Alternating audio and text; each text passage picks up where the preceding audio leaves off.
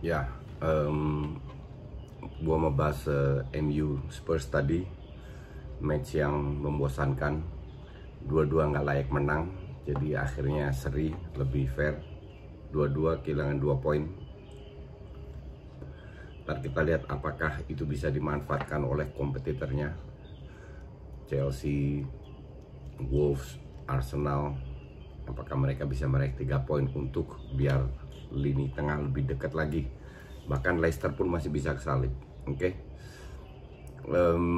Dari awal kalau kalian nonton preview gue udah bilang MU akan mengambil alih permainan dan Spurs akan bertahan, dan terbukti. Oke. Ya nggak bisa dibilang benar-benar parkir bis ya, tapi benar-benar cukup bertahan, cukup rendah lah, sehingga itu membuat kesulitan. Kita tahu bahwa MU sudah berubah pada saat Bruno Fernandes masuk. Oli menurunkan 11 pemain yang hampir semua sesuai dengan prediksi gue. Cuman gue bilang lebih baik Bailly main daripada Lindelof karena speed dan main to mainnya kuat. Yang terjadi apa? Bergwijn satu peluang di babak pertama untuk Spurs, masuk dribbling lewat tengah, selesai Lindelof sama Maguire, gol. Walaupun gol itu ya dibilang salah juga, setengah salah lah dari De Gea. Oke. Apakah MU dapat peluang? Ya, dapat peluang satu untuk Rashford kalau nggak salah ya. Syutingan terlalu lemah. 2 kalau nggak salah. Nggak, yang kedua itu dari Martial itu di babak kedua. Oke. Kita tahu bahwa MU semenjak Bruno Fernandes datang bermain luar biasa bagusnya. Ya. Jangan kasih alasan melawan parkir bis. Karena banyak tim papan bawah nanti yang akan dihadapin oleh MU, mereka main parkir bis. Kita berasumsi bahwa ini match pertama. Oke. Ini match pertama di mana sangat kelihatan Bruno Fernandes itu juga manusia, pemain biasa, bisa main bagus, bisa main jelek. Pada saat dia main jelek, nggak ada yang passing. Kita lihat, gue kasih lu stats pertama dari Bruno Fernandes. Dia melakukan 21 passing, di mana 15 sukses. Tapi yang sukses 6 gagal. Yang gagal itu justru passing ke depan. Yang sukses itu cuma passing ke samping dan ke belakang di lini tengah. Ya, nggak ada value-nya Bruno Fernandes komen gitu. Justru yang diharapkan dari dia bisa menyuplai ke Martial, ke Rashford. Lu di preview gue juga bilang Daniel James jangan main di kanan, nggak ada guna. Berkali-kali gue nonton dia main di kanan, tenggelam. Terbukti lagi tenggelam. Mending dia di kiri daripada di kanan. Greenwood masuk jauh lebih hidup. Oke. Gue kasih lu tadi Bruno Fernandes, nanti gue kasih beruntun ya. Di babak pertama passingnya Spurs itu banyak serangan dari tengah gagal, terutama Lamela karena salah passing. Ya, kalau enggak ini bisa lebih bahaya. Makanya mereka nyaris nggak dapat kesempatan karena passing kedepannya itu gagal semua, atau true pass-nya. Nanti kalian bisa lihat 174 passing, di mana 131 yang sukses, sisanya gatot. Oke. MU melakukan di babak pertama 306 passing, di mana 49 gagal.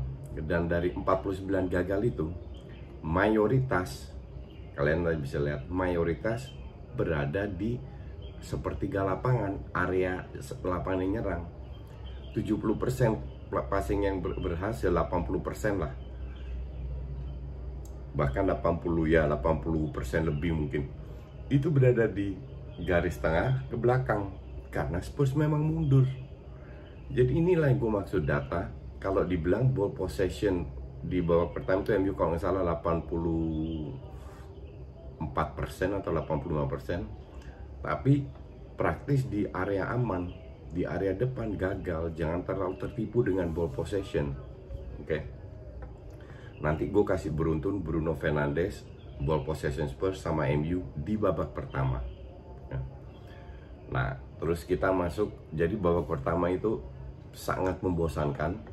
Bruno Fernandes nggak kelihatan, tidak ada kreativitas. McTominay pun juga Fred sering salah passing, sehingga ya boring babak pertama karena Spurs bertahan, MU MU menyerang tapi nggak punya kapasitas untuk melakukan penetrasi. Jadi ya skor tetap 1-0 berkat satu peluang tadi. Kita lihat di babak kedua. Babak kedua Spurs nggak jauh berbeda mainnya. 362 passing total, 271 yang berhasil. Jadi itu sekitar cuma 79%, which is very low. Dan rata-rata yang gagal itu seperti di babak pertama, ini merata, samping, sayap, semua terlalu banyak yang gagal untuk bisa membuat sebuah serangan berhasil. Babak kedua Spurs juga dapat 1, 2, 3 peluang. Mereka lebih, pada saat 1-1 mereka lebih menyerang, lebih mendapatkan. Tapi ya namanya Gedson Fernandes, aduh pemain dari mana, batuknya minta ampun, nggak punya visi sama sekali untuk bermain. Bergwijn sama sekali nggak kelihatan. Kan gue bilang Bergwijn itu gue lihat dia ke Spurs murni karena Spurs mengandalkan counter attack. Jadi dia punya speed, kalau dapat space dia bisa bermain. Tapi kalau lawan tim yang sudah bertahan, dia susah bermain. Di PSV aja posisinya kegeser sama Malen, maka dari itu dia cepet-cepet dijual. Di timnas Belanda cadangan. Oke. Ya semoga dia bisa berkembang, tapi gue sih nggak yakin. Tapi kalau dia dengan counter dapat space, dia berbahaya. Sudah terbukti tadi. Kita lihat passingnya si siapa namanya, Man United. Kok nggak keluar ini? Ya, Man United lebih mengambil inisiatif pada saat Pogba masuk, lebih menyerang, tapi agak rentan karena mereka cuma bermain 1 DM. Nah, 1 DM ini kelemahan dari MU tidak bisa dieksploitasi oleh Spurs berkat terlalu banyak salah passing. Di babak kedua total MU melakukan 577 passing, 478 benar.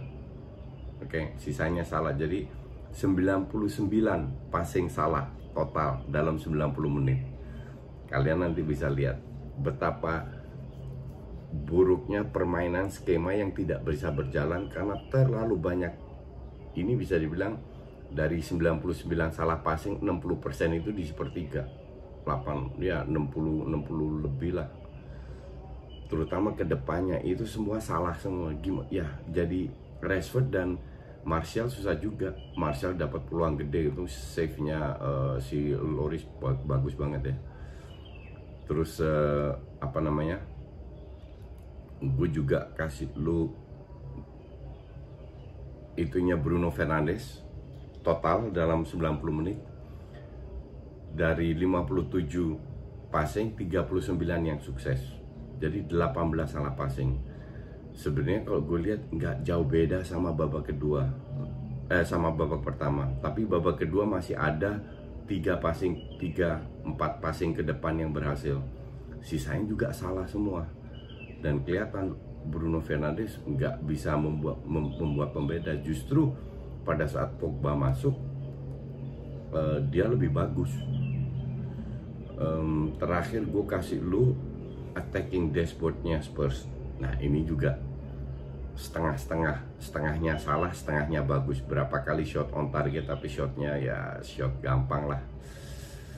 Terus kalau kita lihat dari attacking MU ya nggak jauh beda.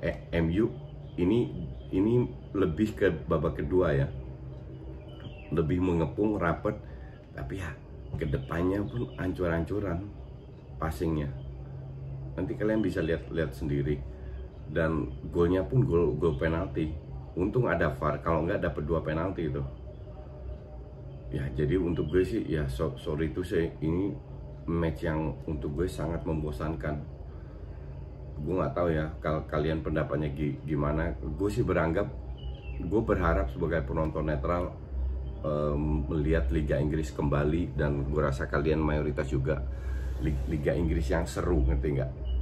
Tapi kalau ngelihat pertandingan kayak begini, makanya gue bilang mungkin ini match pertama juga dialami beberapa klub. Nanti ke depan pasti ada kalah, apalagi match yang cukup padat seperti di La Liga.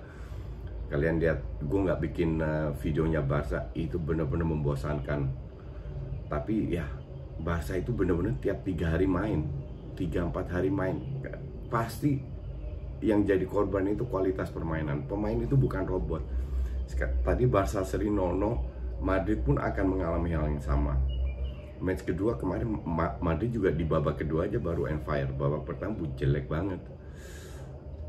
Dan ini akan dialami oleh Inggris. Maka dari itu sama sekali tidak bisa diprediksi siapa yang menang, siapa yang juara atau apa, karena jadwal terlalu padat dan belum rotasinya.